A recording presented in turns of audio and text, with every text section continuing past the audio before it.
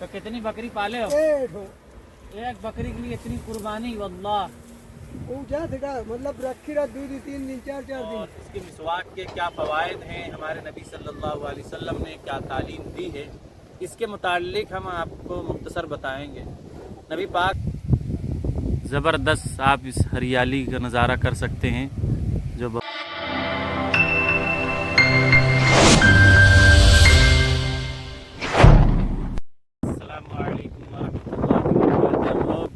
गंगा किनारे पहुंच चुके हैं। आपको गंगा की झलक दिख रही होगी। और ये इधर बहुत ही नीचे आप देख सकते हैं कि इतना नीचे है, लेकिन इसमें जब गंगा बढ़ती है तो पूरे में पानी भरा रहता है। और उधर किनारे रोड भी है, इधर से पुल का रास्ता भी है। तो गंगा के और करीब चलते हैं तो मुख्तसर आपको एक पैगाम के तौर पे कुछ चीज़ें बताना है। इधर आपको सामने मदरसा दिख रहा होगा और ये इधर साइड में भी है और इधर पानीपुर से रोड जाती है सैनी। तो फ़िलहाल अपने मदरसे ही में मौजूद हैं और चलते हैं गंगा की तरफ। आपको कुछ हरियाली भी दिखा देते हैं और गंगा का मुख्तसर नज़ारा भी हो जाएगा। और इंशाअल्लाह इसी तरह हम लोग यहाँ पहुँच चुके हैं और इंशाअल्लाह बहुत ही जल्द गंगा करीब होने वाले हैं और नज़ारा आप लोगों को दिखाया जाएगा। तो रकीब भाई मिसवाक दो भाई, एक काट दे।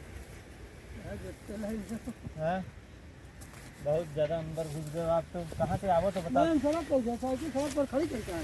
हम आई 2 नंबर वाले आए, घूम के आए।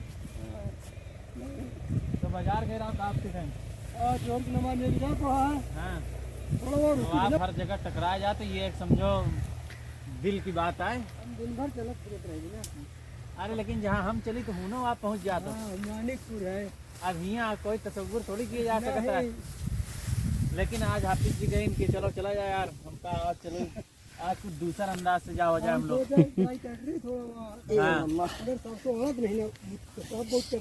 तो कितनी बकरी पाले हो? एक बकरी के लिए इतनी कुर्बानी, वल्लाह। मतलब रखी रहा 2 दिन 3 दिन 4 दिन। इस वक्त हम लोग इधर से आए हैं और अब हम लोगों को जाना है। यहाँ गंगा करीब आ गई है, वो हमारे हाफिज शमशेर साहब जा रहे हैं। चलते हैं आगे। ये आप हजरात देख सकते हैं और यहाँ पूरे समझो खेती हो चुकी है, सरसों लगी हुई है, उसकी हरियाली आप देख सकते हैं। और ये गंगा पुल है।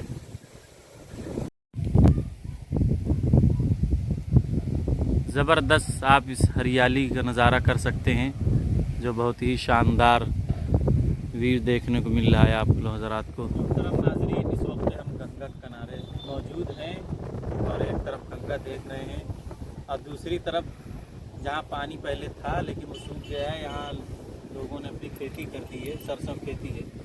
तो इस वक्त हम लोगों ने तफरीह के लिए निकले और उसके साथ साथ इधर ये आप जो देख रहे हैं हमारी तरफ, ये एक मिसवाक है। रास्ते में हमने मिसवाक भी ली और इसके मिसवाक के क्या फ़वाइद हैं, हमारे नबी सल्लल्लाहु अलैहि वसल्लम ने क्या तालीम दी है, इसके मुताल्लिक हम आपको मुख्तसर बताएंगे। नबी पाक सल्लल्लाहु अलैहि वसल्लम ने फरमाया, लौला अन अशुक्क अला उम्मती लअमरतुहुम बिस्सिवाक इंद कुल्ली सलाह, कि अगर मुझे अपने उम्मत के लोगों की परेशानी का डर या खौफ ना होता तो मैं हर नमाज के वक्त मिसवाक करने का हुक्म देता। इसका मतलब यानी हर नमाज से पहले मिसवाक करने के लिए शर्त करार देते, जो तफसीर उलमाए किराम बयान करते हैं। तो इसलिए शर्त तो नहीं है, जैसे नमाज में दीगर चीज़ें शराइत में आती हैं, इसलिए शर्त और फ़र्ज़ नहीं है, बल्कि यह एक सुन्नत है जिसको हमें करना चाहिए। ये इस मिसवाक के बड़े फ़ज़ाइल हैं, यानी हर 5 वक्त नमाज में जब वज़ू बनाने के लिए आदमी जाता है तो उसके लिए सुन्नत है। ज़ाहिरी एतबार से दांतों की सफाई भी है, सुथराई भी है। जैसे आदि मंजन का इस्तेमाल करता है ब्रश का, तो उसका भी काम करती है। और दूसरी बात यह है कि एक सुन्नत तरीक़ा है, हमारे नबी पाक सल्लल्लाहु अलैहि वसल्लम ने इसका हुक्म दिया है, तो इसलिए हम सभी को एहतमाम करना चाहिए मिसवाक करने का। अल्लाह रब्बुल इज़्ज़त हमें मिसवाक करने की तौफीक अता फरमाए। ये एक बड़ी एक अजीम सुन्नत है। हमारे रकीब भाई जा रहे हैं, आज फिर मिल गई, इसी से वापसी हो रही थी। अस्सलाम वालेकुम रकीब भाई। अरे फिर टकरा गया और खैरियत से?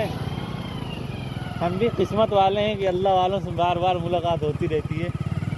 दुआ करते रहे हम लोग के लिए। हाँ हाँ, इज्तिमा तो है। कब है इज्तिमा वहाँ भोपाल वाला? 9, 10, 11।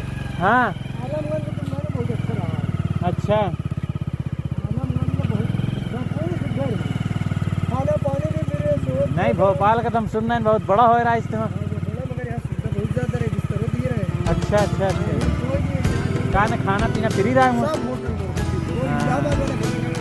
अच्छा अच्छा अच्छा। बहुत सुविधा दी है। चलो ठीक है। अच्छा।